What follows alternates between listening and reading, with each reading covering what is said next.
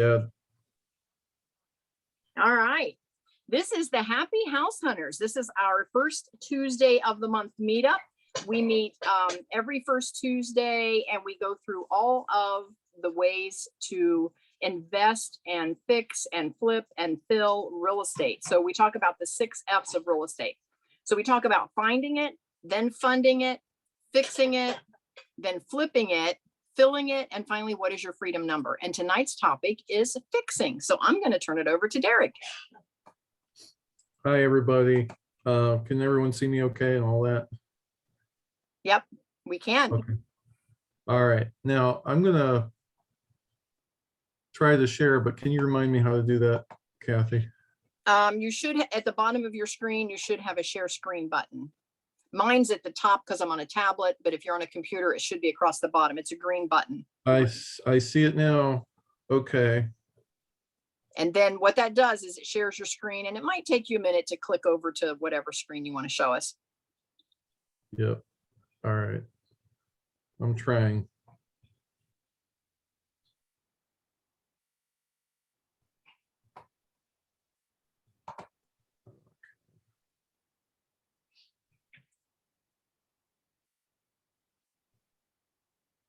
All right. Can everyone see what I'm looking at now? Yes, we see it. Thank you. Okay. Perfect. I'm trying to do slideshow here. Okay, here we go. Here we go. Everyone see blue now? Yes. All right, it's working. We'll start. So I'm calling this presentation Fixing with the Best. Here's my logo for my remodeling company. I'm going to do a short bio for everyone who doesn't know me already. I've been a remodeling contractor since I was in college, so many years. It's mostly been a side hustle. I began working in engineering in 1995. And since 2015, I've been a full-time remodeling contractor. And just recently, last October, I started back in engineering part-time. So I'm doing that too. In 2003, I did a flip with some partners. It was very successful.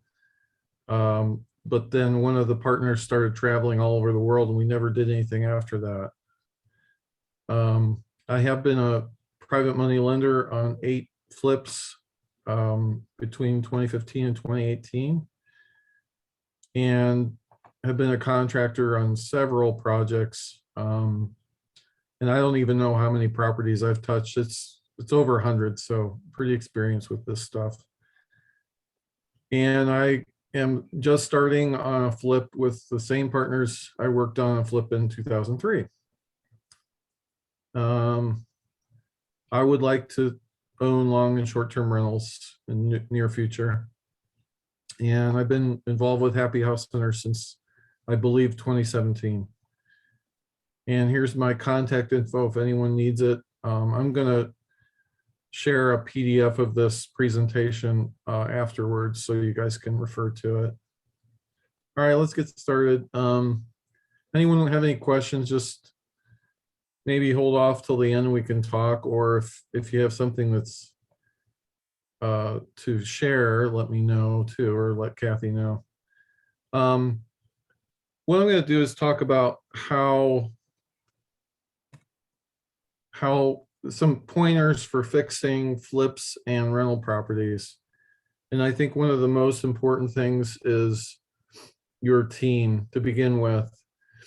And it doesn't mean you have to have your team right at the beginning, but you should be developing your team at all times and finding people to help you with your projects. So for a flip, you've got your realtor, your inspector, contractors, insurance agent, attorney, CPA. And similarly for rental, you're going to buy your property from, using a realtor maybe.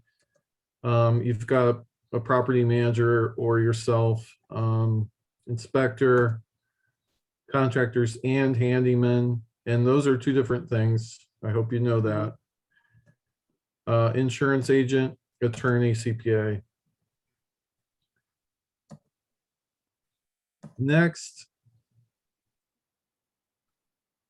use your inspector and contractors. They're very important in the early stages, even before you buy a property, but especially once you bought it. For a flip, you definitely want to fix what is broken. You know, use your inspector to identify some of the things that you may not know, and then you know, follow your contractor's lead. Definitely replace what needs replaced. Your contractors can help you stay in budget or suggest alternatives. And for a flip, you want to make your property like new as much as possible. Basically, I look at it as you're recycling a property, but you want it to be as good as a new house as you can possibly do. For a rental, it's a little different. If you're gonna do a BRRRR, I would suggest doing a full rehab. And there's different ways to do that, but that's what's going to get you your forced appreciation to begin with. If your budget's a little tight and you have to defer some of the maintenance, make sure you include it in your budgets for maintenance and CapEx. I would say safety items are a top priority, and your inspector is going to help you with that, identifying what those things might be. Make sure you do those for sure. And also have, as your part of your team, again, your contractors and handymen are going to be very important.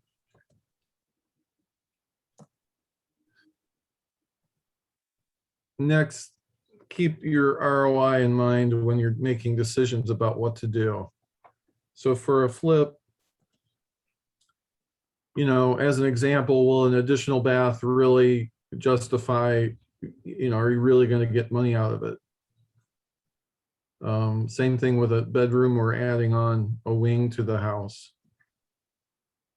If there isn't a garage, should you add a garage? Will it pay off? Same thing with the finished basement or attic. And a side note on that, I have worked on a couple properties where the finished basement or attic space cannot be called a bedroom for several reasons. One is bedrooms require a fire egress, a closet, and their ceiling height has to be a certain height over a certain percentage of the area. So for example, one property I invested on, they partially finished the attic and then found out that there wasn't enough square footage at that ceiling height in the middle of the attic to call it a bedroom. So all they could do was call it a bonus room. And it may or may not help the value when you're going to sell the property. The same thing for a finished basement. If you've got a low ceiling, it can be a rec room or something. It can't be a bedroom.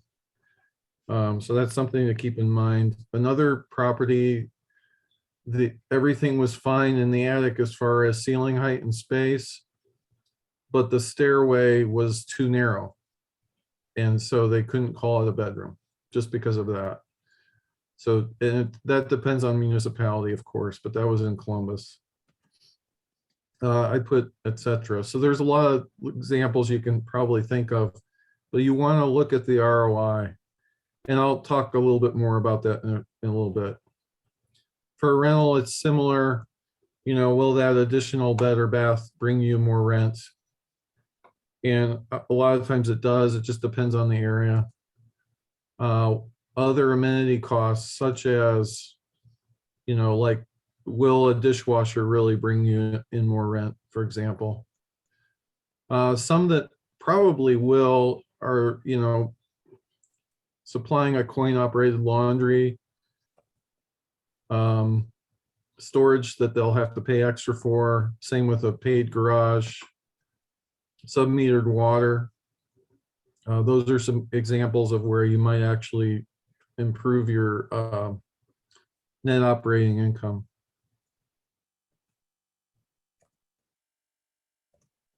Also related to that, know your market comp. So basically you're considering your ROI, but you're also looking at what's in your market. So if there are no other houses with granite countertops, maybe you should not invest that extra money. How many beds and baths are in the area? You know, if they're all 3.2s, I wouldn't.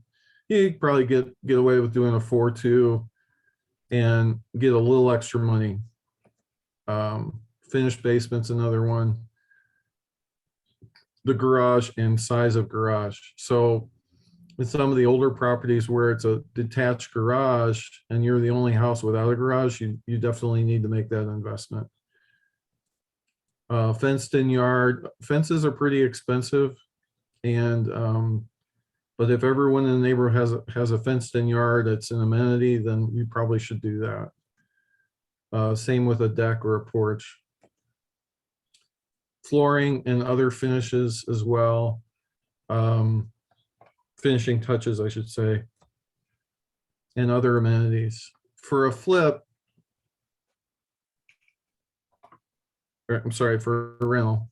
For a rental, you know, washer, dryer, hookups. I mentioned a coin-op laundry, and it just kind of depends on what, you know, type of rental you have, which one makes more sense. You know, dishwasher, beds and baths. So, you know, if no other apartments in that area do that, you should probably consider. Now, it might be worthwhile because maybe you can get more rent, but you should do that research. Storage, a garage or off-street parking is definitely valuable. Fenced yard, again, on a rental, if you have a fence, then you've got more maintenance. But if you're one of those people that wants to offer, you know, pet space, then that's a good idea.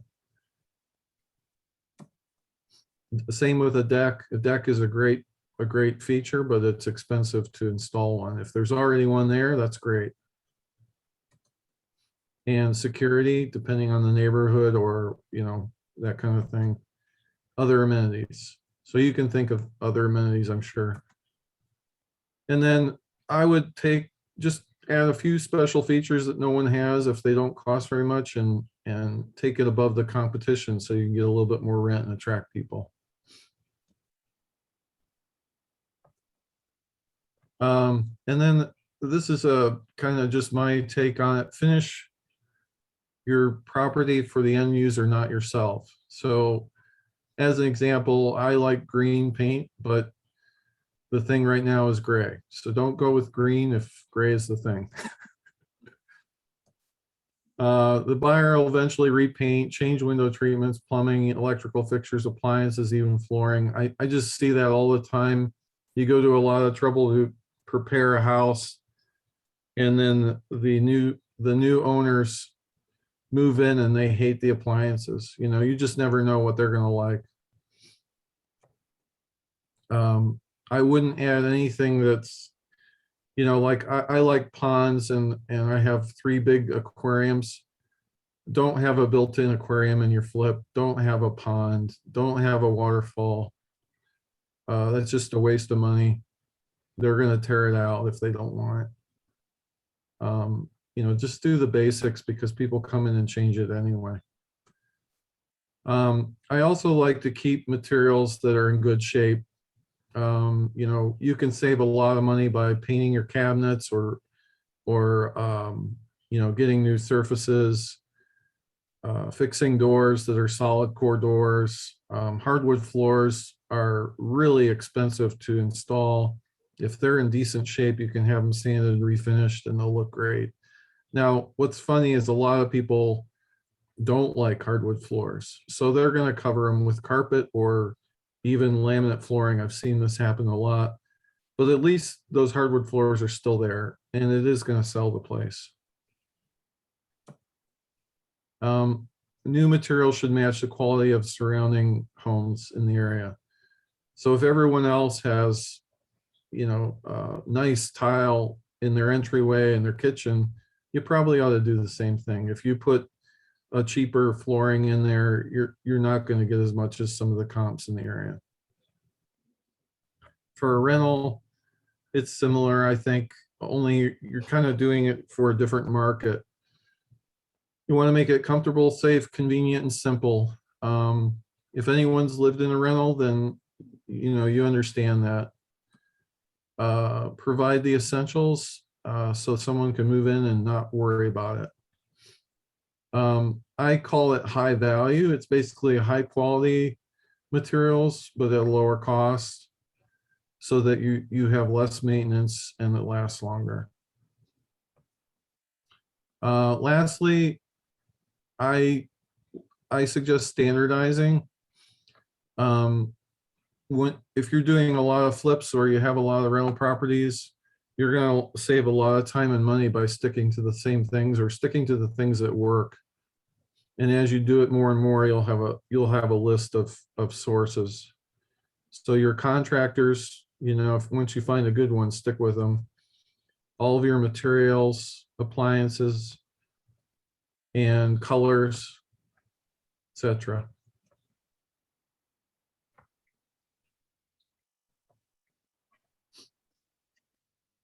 All right.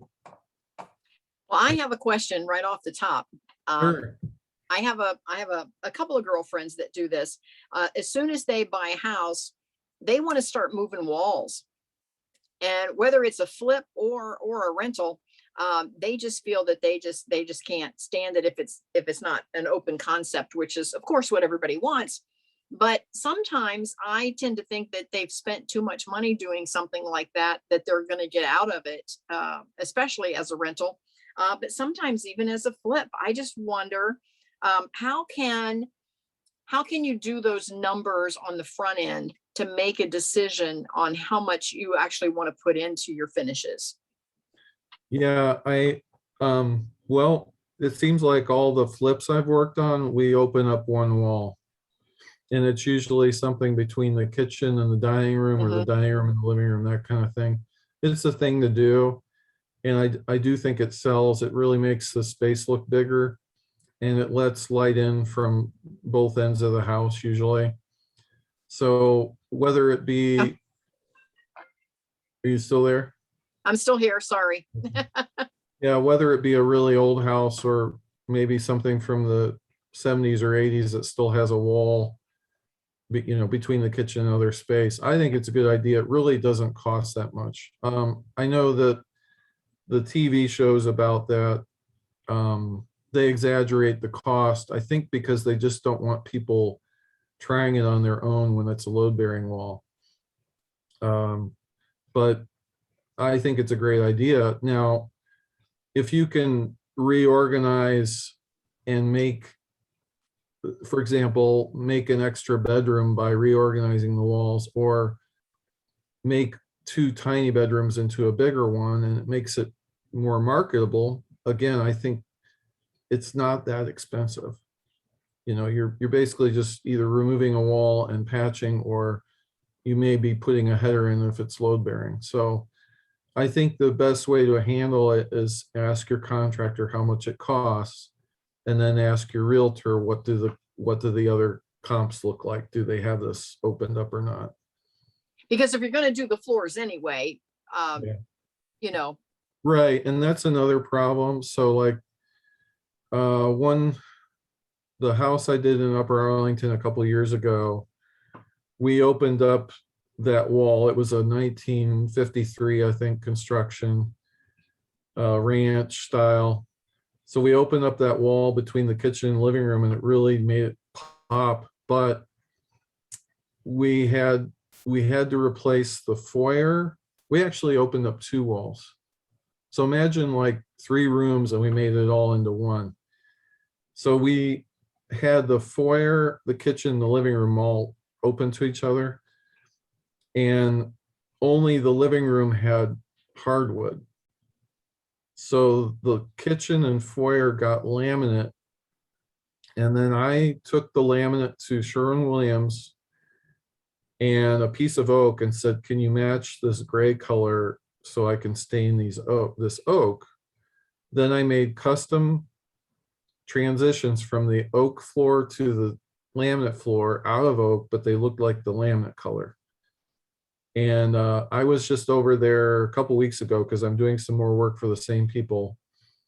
And they are holding up beautifully, and everyone comments on these beautiful transitions from one room to the other. But if you bought laminate and you bought the transitions they sell, they don't hold up. And that's why I did it that way. So we were able Yeah, to do that. but not everybody has that talent. So that's a tough one. No, that's what they have to hire me for. Yeah, that's a tough one. Yeah. Yeah, To so make but those everyone transitions. comments on it. They love it. So it worked out really well. And it is a small house. I think it's only like 1,300 square feet or something. So having that open space really helped it a lot. Okay, so maybe that's not such a bad thing to start moving walls on some of these smaller houses. But when we talk about finishes too, I mean, let's just talk about countertops. I struggle with what countertops to choose. I Yeah. mean, you've got so many different things to choose from these days. What do you recommend for a flip where you wanted to bring top dollar? And then what do you recommend for a rental that's actually going to hold up? Yeah, I think for a flip, go with granite or quartz. The cost has come down or stayed relatively stable, I should say, with the inflation.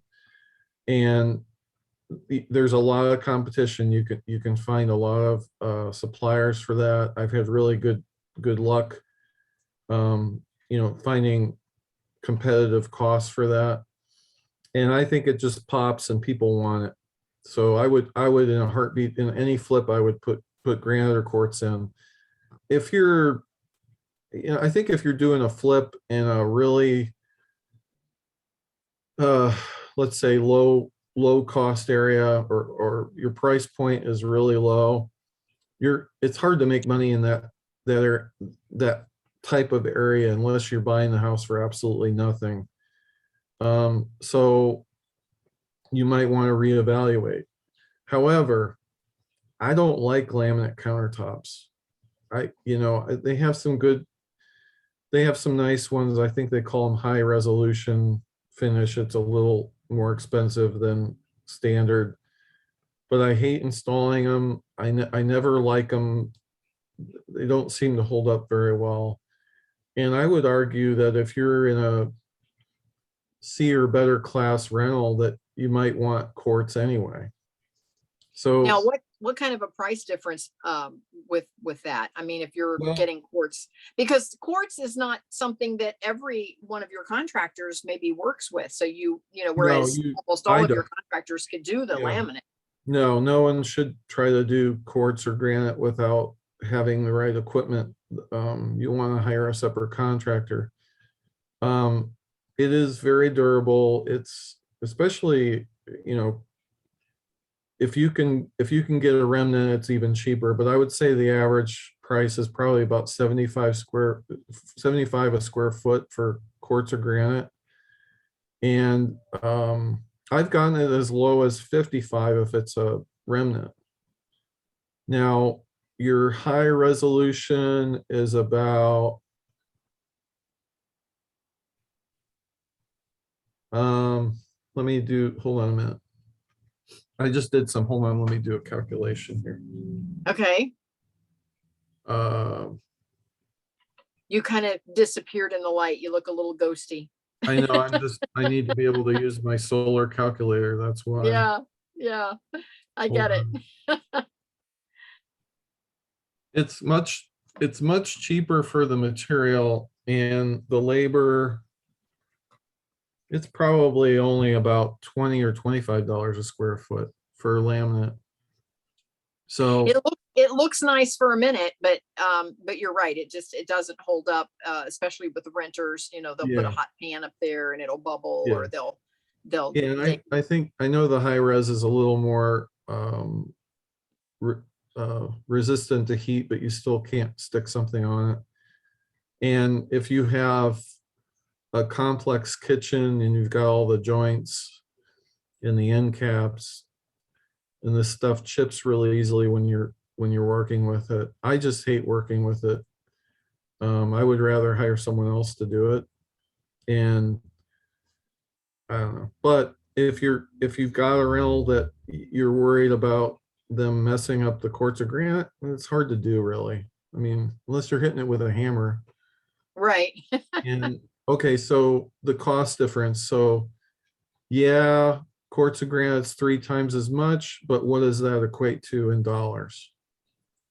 So Right. And it depends on the size of your kitchen too. right. Yeah, absolutely. But I think if you're, like you said, if the rental is in a better neighborhood, a higher end rent, you're going to want to do. Oh yeah. I would think probably the quartz would be my first choice over granite even. Yeah. And I Yeah, know because some really they've got nice, some great colors out there now. yeah, and Yeah. I know some really nice apartments and they always have quartz or granite. So it's Yeah. it's just it depends on the class area. Yeah. I get it. We've got Christi, Bernetta, and Tammy still with us. We had another person that just had to jump off. They just sent me a message that they had to go. So I want to see if anybody has any questions. Christi or Tammy, and then we have Bernetta. I'll let her talk as well. Let us know if you have any questions.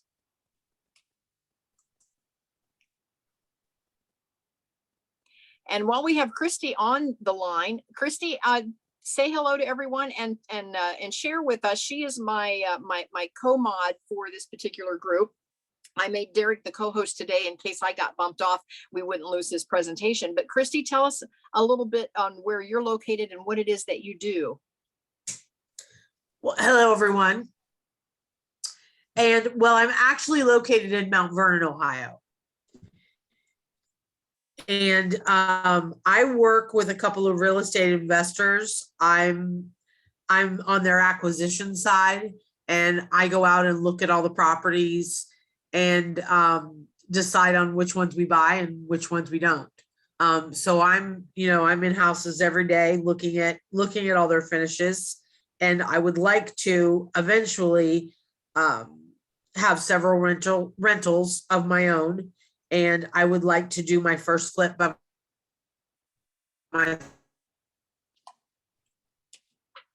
myself this year. Okay. Now, what are you finding is popular out there? Because are the guys that you work for, we kind of all know them. Are they flipping most of those or buying and holding? They're flipping most of them. They're flipping, every now and then, if it makes sense, then they keep one because they'd like to grow their portfolio as well. Okay, so what kind of finishes are they putting in the ones they're flipping? Are they doing the granite countertops? Are they moving walls? Yeah. They try not to move any walls, but if it's necessary, it's necessary. Usually granite countertops. Okay. Usually granite tops, they put, they're using the LVP flooring in the downstairs, and then they put carpet upstairs. Okay. Interesting. Derek, I'm going to go back to you and ask you a question. What about the stairs? When you have a house with stairs, what's the thing right now? Is it to carpet the stairs? There for a while, they were getting rid of the carpet altogether on the stairs, and then they were still doing stairs. And then they were doing runners on the stairs for a while. What is the thing now? Well, this is kind of my preference. And when I was investing with a flipper, I didn't like, the one thing that I kept telling him was, I don't like the stairs you're doing, the way you're doing your stairs, because the carpentry with stairs is tricky. It can be very complex. The homes that he was flipping were all in the what's it called? The Near East Side, Okay. I forget what it's called. Anyway, and so these That are all whole area is up and coming and being rehabbed. Yeah. beautiful old houses, and in many cases they're the stairways were fairly intact, and so beautiful wood. And when they were, they even had a guy who on their crew that had a wood lathe, and would duplicate any of the spindles that were broken or missing. So that was great, and they did a good job on those. But when they didn't have stairs that were intact, they did a terrible job of building stairs. And so I'm kind of a purist there. If you can't afford or have the skill to do it right, then do it a different way or find someone who can do it. And the easiest types of stairs to do are the ones that are covered by carpet and have a wall, like a finished wall rather than a banister.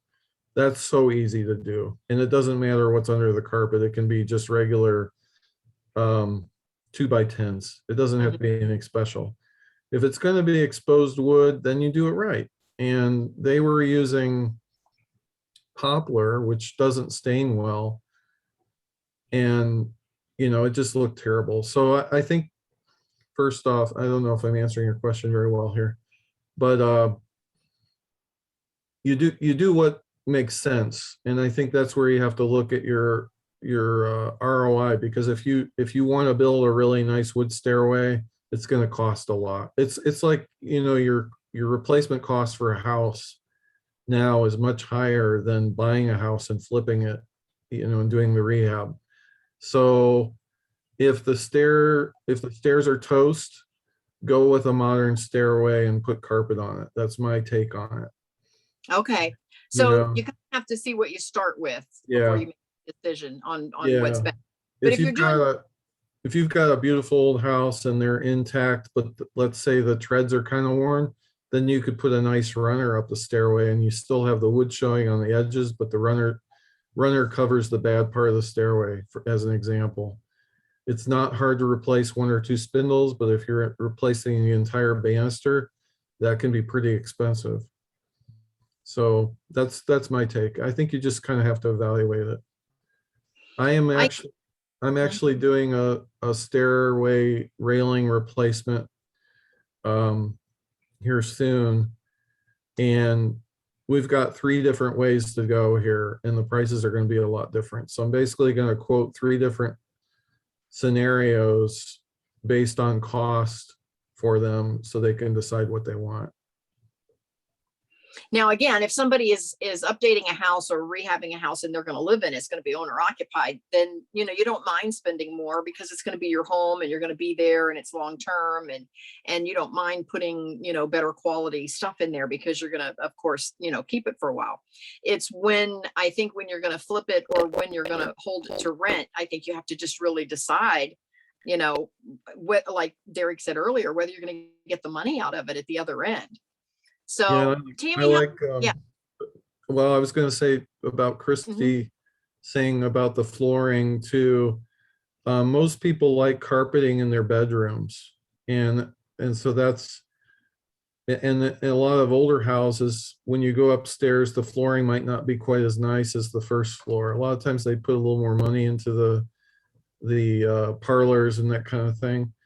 So that's more common, and I think a lot of flippers will just do carpet because it's a lot cheaper, but they want that main room to really shine, and they'll either refinish the floor or put luxury vinyl in. So that's a big thing.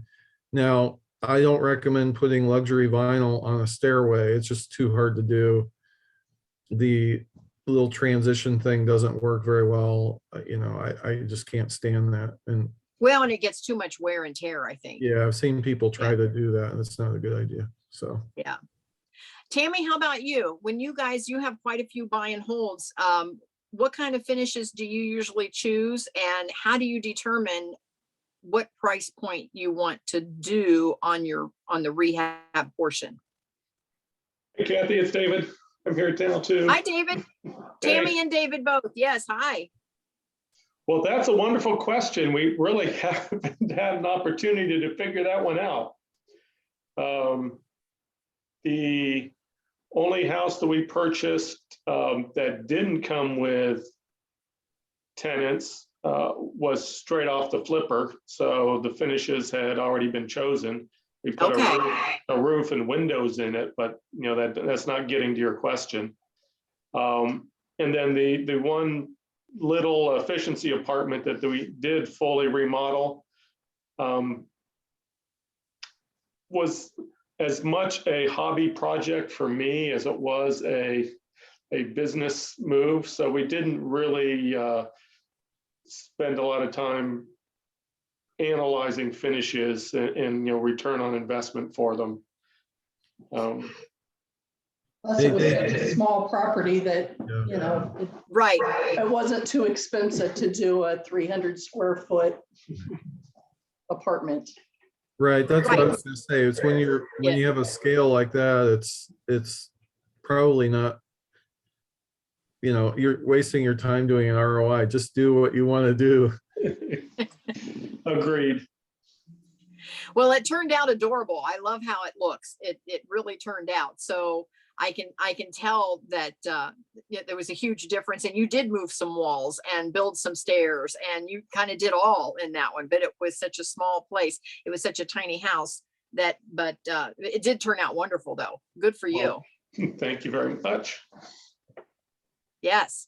Now, Derek, what is it that you're currently working on? I know that you're spread a little thin these days. What is your current or your upcoming project? I have some interesting ones. I just finished up a half bath in Marion Village where they had a little closet, and I bumped out a wall. And then there were 2 rooms where I opened up a load bearing wall, put a header in, and then across that, adjacent to the new bathroom, I built a custom oak bar in Mission style. And they got a granite remnant granite piece, which equated to about $50 a square feet because it was a remnant. It's beautiful. And we ordered the glass doors with a oak wood frame, kind of a Mission style mullion, and those haven't come in yet. So I'm not quite done with it. But it's just waiting for the doors, and then there's glass shelves, and there's LED lights up underneath that light it up. So that's a real showcase item that I'm gonna post on Instagram and Facebook here soon. Okay, yeah, we want to see pictures. Yeah, and I really enjoy, doing custom stuff like that. And then after that, I finished, I built a big 48-foot long platform with a low wall, like a 4-foot wall across the back of a church sanctuary. And I put a door and trim, and it's basically their audio-visual platform. They have all their sound Okay. and video stuff across the back of the church. And I just finished that up last Friday. And then I am going to be doing a custom modular closet storage system for a client. Okay.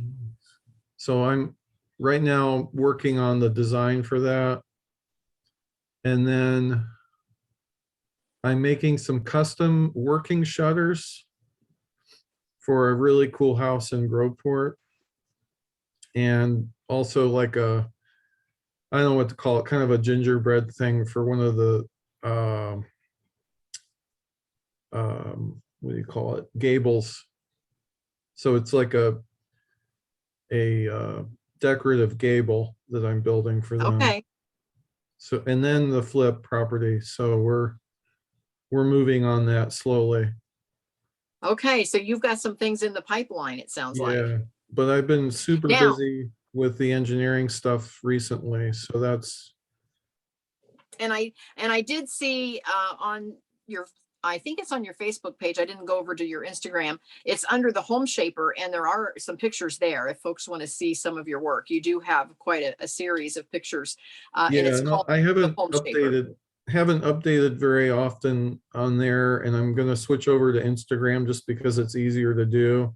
Okay, I haven't done that yet either, so when I do, I'm gonna put a bunch of stuff up there, really, okay, but there is some stuff there folks can see if they want to take a look. We still have Bernetta with us. Bernetta, did you have any comments or questions for Derek? No, not really. Just good information. Okay, Um, are you investing already? Do you have some rentals or have you done some flips? No, I'm still looking out for that first deal. Okay, I get it. I get it. Thank you for being here. That's kind of how we all started. So welcome. We're glad you're with us, Bernetta. Thank you so much for joining in today. Thank you. Okay.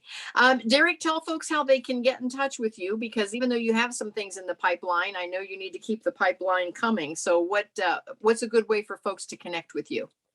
I put on the I can put it in the chat here if you want, Okay, sure. Um, Perfect.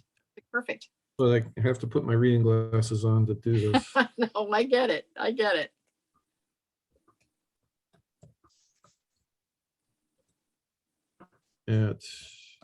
So my email is thehomeshaper@gmail.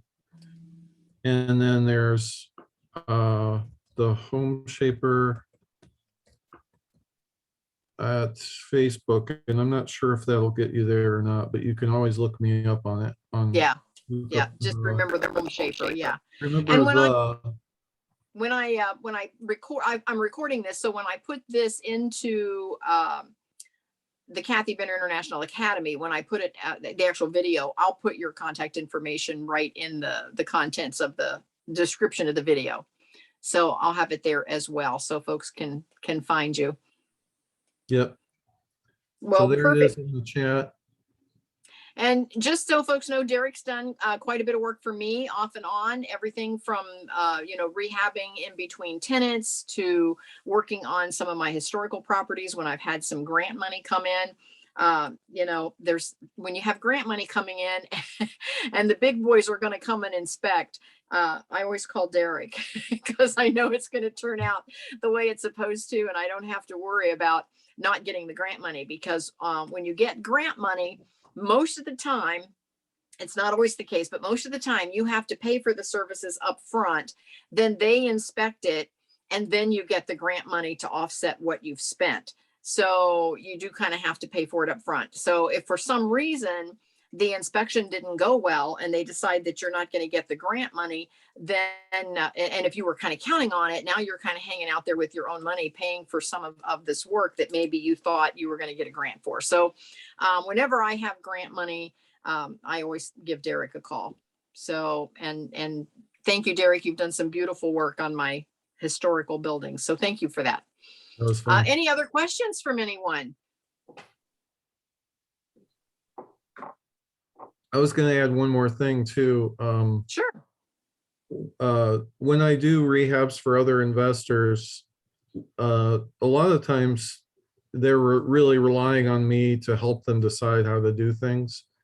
And I do offer design services. So basically, if they need a drawing or if they need to see something in 3D before we move forward or get ideas, I provide that, as well as that analysis. So, I even worked for a realtor who's also an investor, and she would come to me and ask me, do you think this is worthwhile? And I'd say, what do you think? We would collaborate on that decision and go upon what we both knew together. So, it's just an example of using your team members to help you make decisions like that. As well as when you're in the buying process, you kind of have to have an idea before you buy whether it's going to work or not.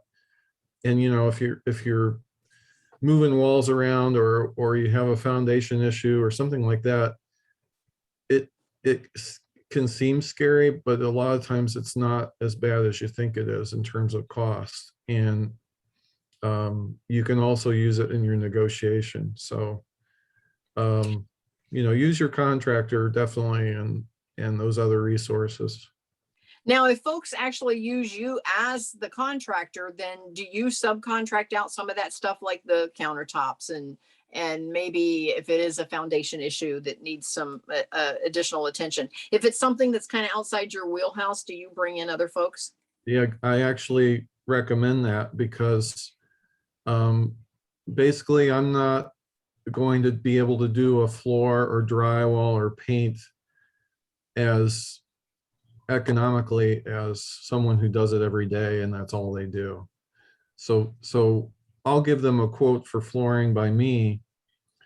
And I'll say, look, if you call such and such flooring company, they're going to be able to do it cheaper for you. Mhm. And same with painting and drywall for sure. I can do drywall. I'm pretty good at it, but the guys that do it every day and they have a crew of 6 guys, they're going to do it faster and cheaper than I am. So basically what I do is, like, if I'm remodeling a kitchen and that's all we're doing, I'll do all of it. I'll do the paint, Okay. drywall, because it's a smaller, a smaller space or a Mhm. bathroom, say. Right. But if it's a whole house, it's going to be a lot cheaper for them to use another contractor. And then I can Oh. recommend somebody for that. I don't do roofing. I'll do windows if it's just a few windows, but if it's a whole house, I'll recommend somebody else for that. So I'm not gonna, I don't feel like I'm giving up work. There's plenty of work out there. So Well, that's true. That's I true. want to And make it cost effective for, my partners. So, there's still plenty of deals out there too. yeah. And I know folks are saying they're having a hard time finding a deal, but there's plenty of deals still out there. You have to work, you have to kind of look for them, but there's still plenty of deals. So Bernetta, don't give up. Keep Yeah, looking if you're ready for that first one. As far as that goes, continue networking. That is the key, Mhm. is talking to people about what you want to do. That's gonna be the first part of your funnel. Yep, absolutely. Absolutely. Derek, thank you so much. I really appreciate you being on this evening. This has been very helpful. I loved your presentation, so I'm glad that I got it recorded so I can go back and refer to putting together that team. I pretty much have my team together. And as some of us that have been doing this for a while, I know Tammy and David have a few under their belt. Some of your team members come and go, sometimes Right. they're busy when you need them, and because none of us are busy enough to have a full-time team. It would be great if we could be like the HDTV folks and just have your same contractor crew and you're doing, a house every 6 weeks, but that's not how it works for most of us. And so by the time we finally do get that great deal, sometimes our preferred contractor is already busy. So you have to build more than one contractor and handyman and plumber and roofer and foundation person and painter. You have to have more resources than that. So one of the things that we do in Happy House Hunters in our membership site, and you can go to kathybinner.com and scroll down and find the Happy House Hunters membership, mastermind membership. We do have a resource page in there, and that's where we put all of that information. So if any of you are looking for any of those folks, we have quite the list, and we're adding to it every week. So just remember that that's a resource that you can tap into as well. I know that Tammy and David are part of the mastermind. I know Derek is a part. Christi, I'm not sure if you're a part of the mastermind yet, but you're welcome to be. And Bernetta, that might be a good place for you to plug in as well. Because we have not only the mastermind, you get to talk with other newbies that are also looking for that first deal. So join us if you can. And any other questions for Derek before we go? This has been a great conversation this evening.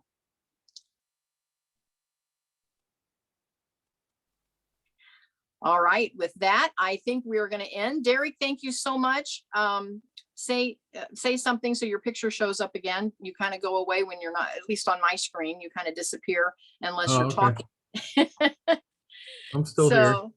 Yep, there you are. So anyway, thank you so much, everyone, for being here. And Derek, thank you for being here. And we will see everyone next time. Thanks. All right. Talk to you Thanks, later. Kathy. Thank you, Derek. You're welcome. Yes. Bye, guys.